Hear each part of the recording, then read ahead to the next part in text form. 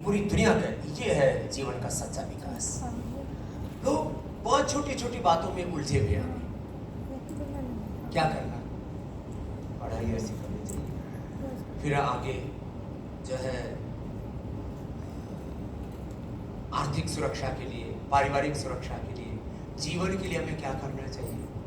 तो इन छोटी छोटी बातों में एक बात मैं आपसे कह रहा हूं, कोई दुनिया के अंदर ना कोई स्कूल है, ना कोई कॉलेज है, यूनिवर्सिटी है, कोई एक नहीं है पूरी दुनिया में जो ये जिम्मेदारी लेता हो कि यहाँ जो बच्चे पढ़ करके तैयार हो रहे हैं उनके जीवन के भविष्य की जिम्मेदारी मैं लेता हूं। हमने जो पतंजलि गुरुकुलम खोला है ऐसे जवाबदेही के साथ खोला है, इस प्रतिबद्धता के साथ खोला है कि यहां से जो बच्चे पढ़ करके तैयार होंगे, पहले तो बहुत छोटा स्वरूप सोचा था, अब उसका स्वरूप धीरे धीरे बड़ा होता जा रहा है। पहले तो इतना सा छोटा सा स्वरूप सोचा था कि हमारे पास जैसे आचार्य चाणक्य ने,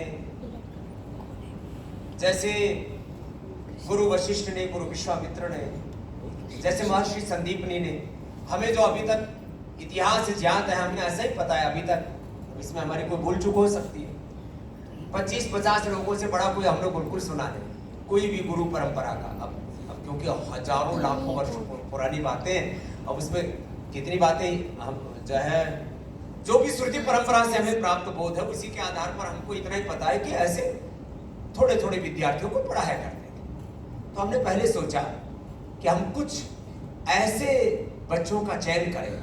वैसे अगले चरण में ये भी होने वाला है,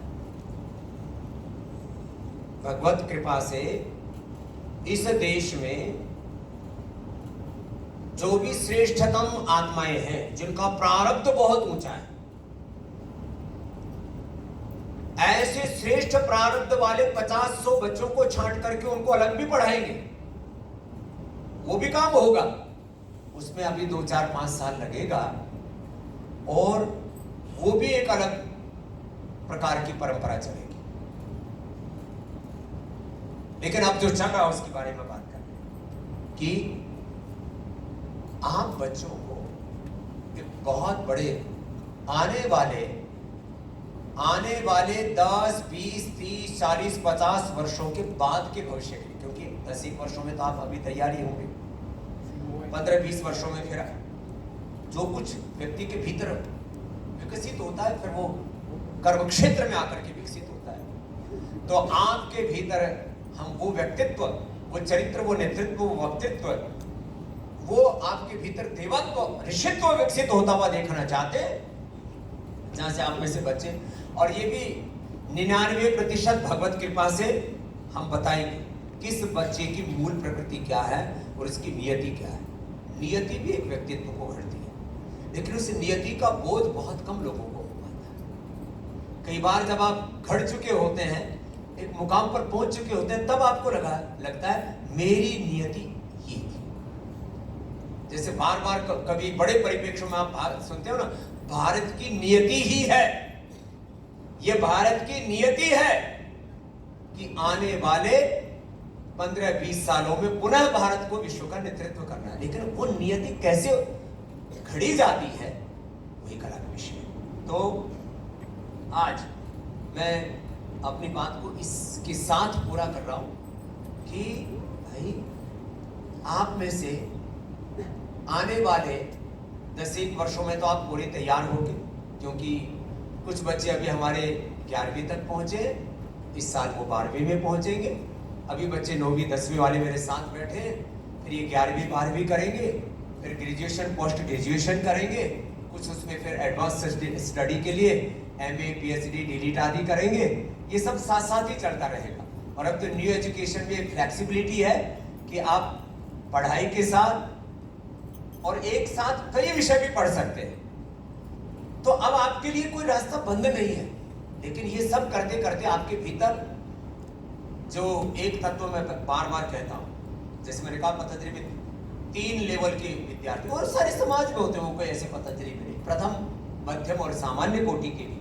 और सामान्य कोटि के हम उन विद्यार्थियों को गिन रहे हैं जो दुनिया की दृष्टि से तो प्रथम कोटि के ही हैं। एक बार जोरदार अभिनंदन हमारे ऐसे विद्यार्थी, क्योंकि यहाँ तीन बातें सबके भीतर समान रूप से हैं।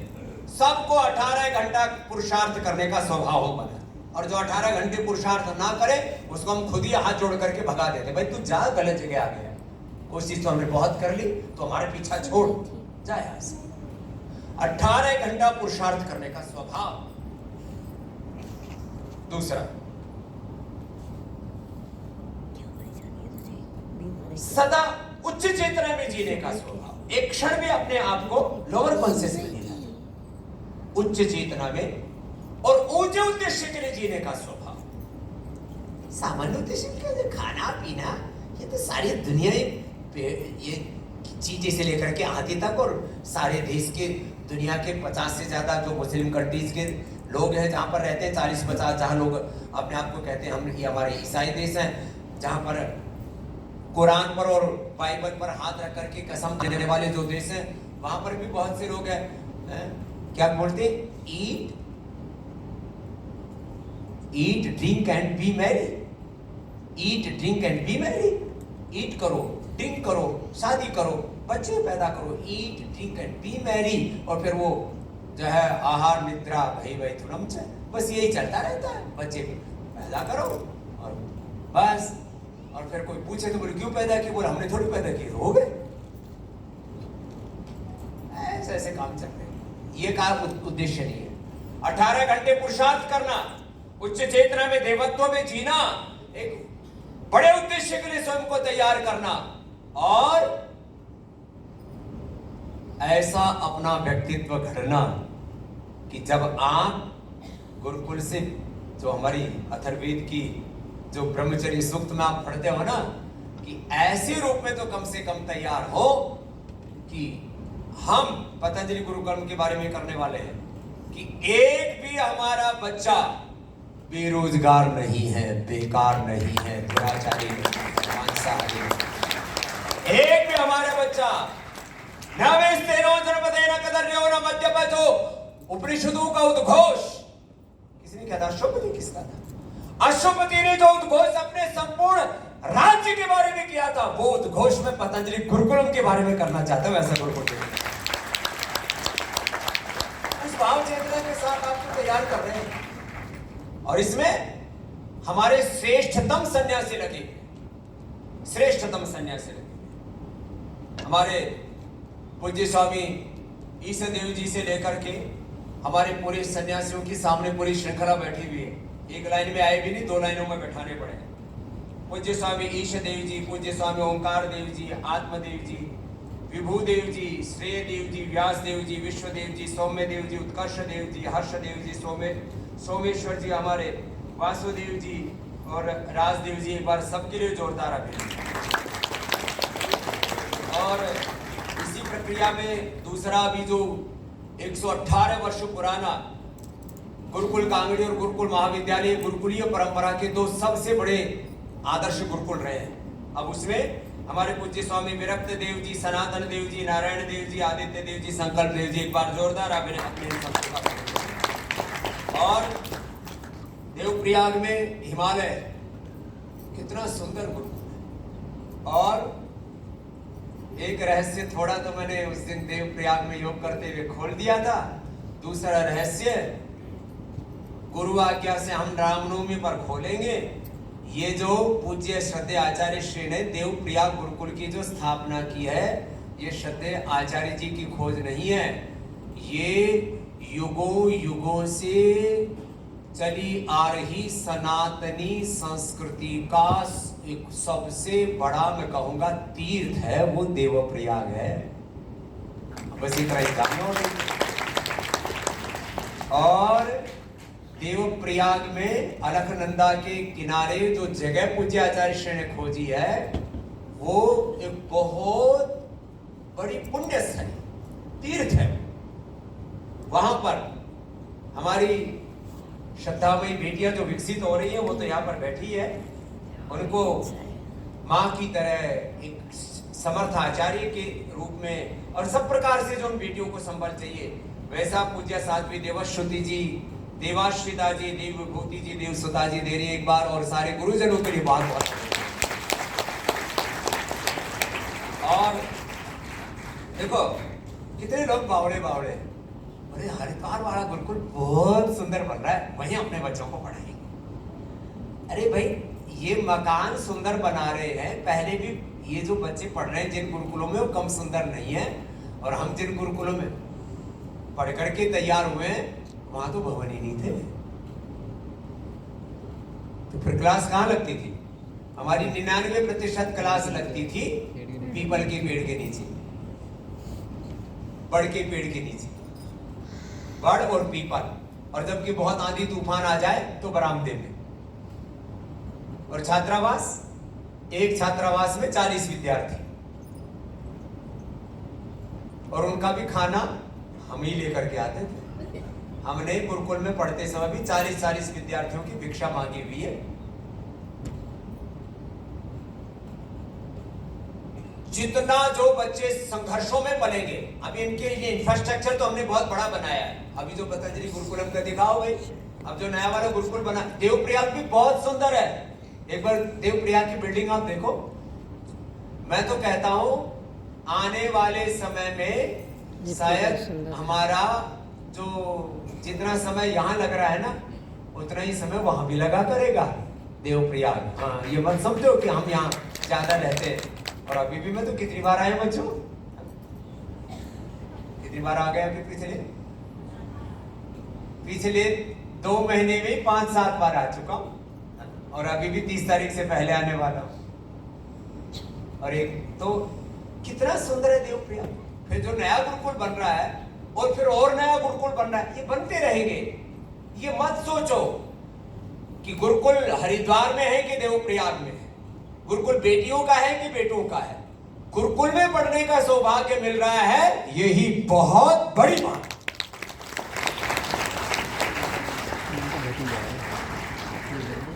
यहाँ इस गुरुकुलीय परंपरा में हमारी श्रद्धामयी विदुषी बहन साध्वी देवमयी जी, हमारी श्रद्धामयी विदुषी और सब बहनें जिन्होंने अपना पूरा जीवन इस अनुष्ठान के लिए अर्पित किया हुआ है। पूज्य साध्वी देववरेण्य जी, पूज्य साध्वी देवदृष्टि जी, देव अमृता जी, देव शक्ति जी, देवांजलि जी, देवसुधा जी, एक बार सब बहनों का बहुत बहुत धन्यवाद।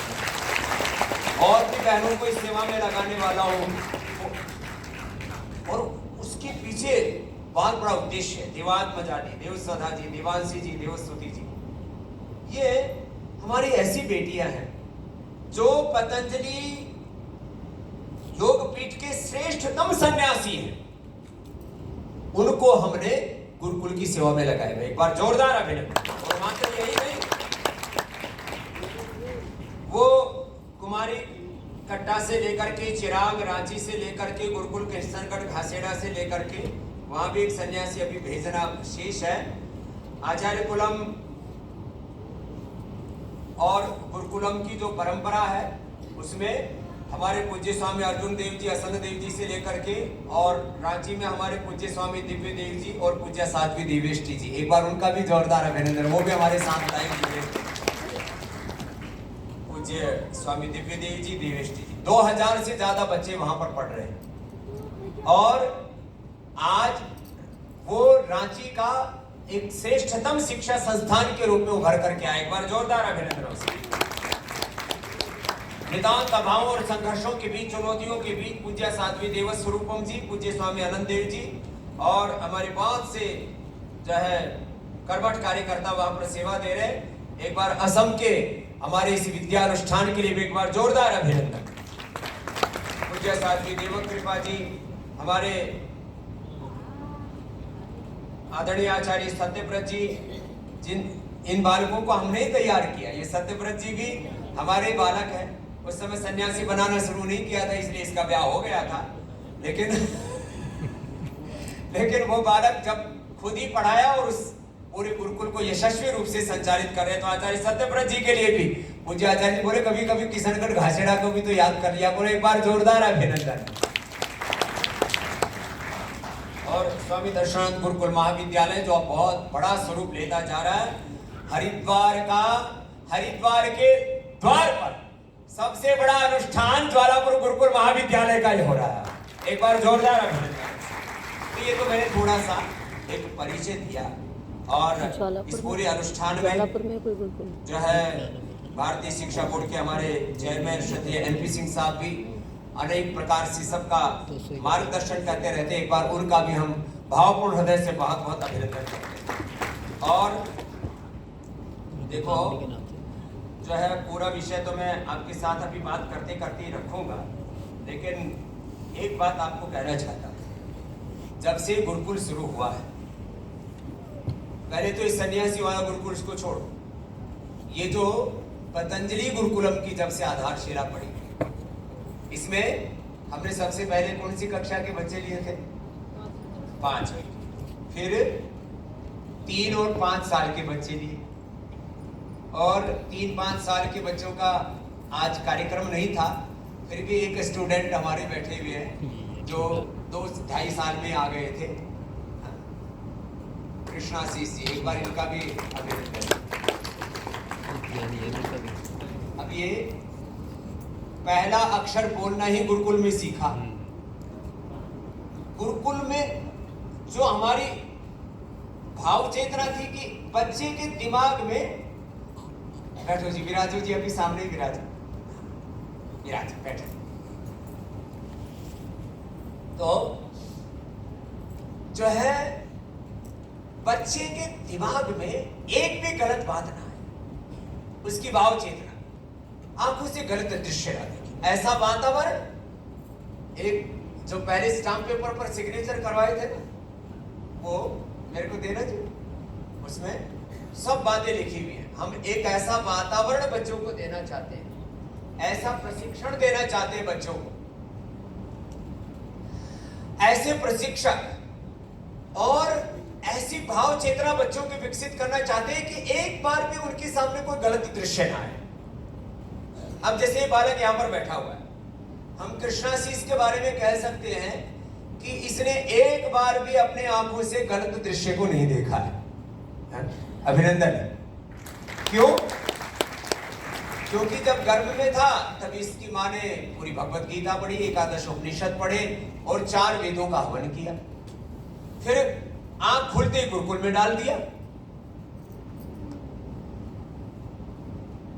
और वेद, दर्शन, उपनिषद, संस्कृत, शास्त्र, बाकी विषय तो पढ़ाते हैं, मैथ है, कंप्यूटर है, साइंस है, सब पढ़ा ही रहे ना, हिस्ट्री है, सब भी पढ़ा रहे हो। जैसे जैसे बच्चों की जो पाठ्यक्रम है वो एक आदर्श पाठ्यक्रम है। तो मैंने कहा था हमें ऐसे तपस्वी माता पिता चाहिए जिनकी मुझ में पूर्ण श्रद्धा है। क्या बोला?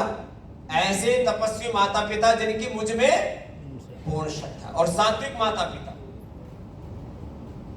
अब कुछ भूल चूक से कई बार ऐसे भी माता पिता ने डाल दिए बच्चे, किसी का बाप दारू पी रहा है, मुर्गे की टांग तोड़ रहा है। फिर मैंने बच्चों को तैयार किया, मैंने कहा आप जब घर जाओ, पहले तो कितने साल में छुट्टी दी थी? 4 साल तक मैंने छुट्टी नहीं दी। मैं बहुत अनाड़ी आदमी, पूज्य आचार्य जी उसके सबसे बड़े साक्षी। जो एक बार ठान लिया ना, तो मैंने 4 साल तक छुट्टी नहीं दी। सब दिल मिलाए जी, छुट्टी दे दो, छुट्टी दे दो। वैसे मैंने लिख रखा था कि 8वीं कक्षा के बाद छुट्टी दी जा सकती है। अभी भी छोटे बच्चों को छुट्टी देने का मैं कतई पक्षधर नहीं हूँ, क्योंकि वहां जाकर के आस पड़ोस में ऐसे बच्चे मिलते हैं, फिर गालियां देने लगते हैं, चोरियां करने लगते हैं, पता नहीं क्या क्या सीख के आते हैं, क्या क्या देखते हैं, क्या क्या सुनते हैं, क्या क्या सीखते हैं। मैं बच्चों के दिमाग में और किसी के भी दिमाग में डिलीट का ऑप्शन नहीं है। बचपन से लेकर के आज तक कभी 1-2 भी कोई गलत दृश्य देखे होंगे तो वो एकदम स्मृति में आ जाते हैं। हम तो अपनी योग मेधा से उसको लगभग निर्बीज कर चुके हैं, फिर भी कोई ना कोई गलत दृश्य देखा हो बचपन से आज तक का, एकदम आंखों के सामने आ जाता है। हमारे भीतर तो विवेक, वो प्रज्ञा विकसित हो गई है कि हम उससे अपने आप को डिटैच कर लेते हैं। बच्चे कहां कर पाएंगे? ऐसे वातावरण में हम बच्चों को यहां पर तैयार कर रहे हैं। खैर, तो ऐसे माता पिता जो पूर्ण निष्ठावान है, पूर्ण श्रद्धावान है, और जिनके अंदर ये संकल्प है, लिखा हुआ है स्टैम्प पेपर पर, सबकी सिग्नेचर करवा रखे और स्टैम्प पेपर कि जैसे स्वामी जी बच्चों को बनाना चाहेंगे वैसे हम बच्चों को बनाएंगे। स्टैम्प पेपर पर लिखवा रखा है और अभी भी दोबारा भी लिखवाने वाला हूं, फिर भी कुछ धोखा करते हैं, गुरुद्रोही कहेंगे। गुरुद्रोही, मित्रद्रोही, कृतघ्नश्च यस्य विश्वासघातकः तेन नरकम यान्ति यावत् चंद्र दिवाकर। ये मैं नहीं कह रहा हूं, शास्त्र कह रहा है। जो गुरु के साथ धोखा करते, मित्र के साथ धोखा करते, मित्रद्रोही, कृतघ्नश्च यस्य विश्वासघातकः। गुरुद्रोही, धर्मद्रोही, राष्ट्रद्रोही होंगे जो मेरी आज्ञा के विपरीत चलेंगे और उनको नरक में भी जगह नहीं मिलेगी, उससे भी आगे भेजूंगा उनको। भगवान से अभी हमारी इतनी अप्रोच हो गई है कि उनको नरक में भी जगह नहीं मिलेगी जो मेरी आज्ञा का पालन नहीं करेंगे। क्यों कह रहा हूं? तुमने मेरी बात पहले तुम मानी क्यों?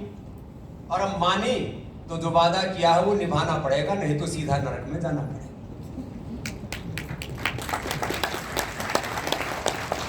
इनके पंख कब लगते हैं? जी हमारा बच्चा तो बहुत समझदार हो गया, तो बेवकूफ बनाने के लिए हमने पढ़ाया था। हाँ, अभी हमारा बच्चा, बहाने देखो इनके बेवकूफों के। ये 2-4 की बात कर रहा हूं, इसमें 95% को आप उसी में मानना जो उन्होंने कहा था कि गुरुजी हम आपको बच्चे दे रहे हैं, जो आपको बनाना वो आप बनाओ। तो बच्चा बुद्धिमान, प्रज्ञावान, श्रेष्ठ बन गया।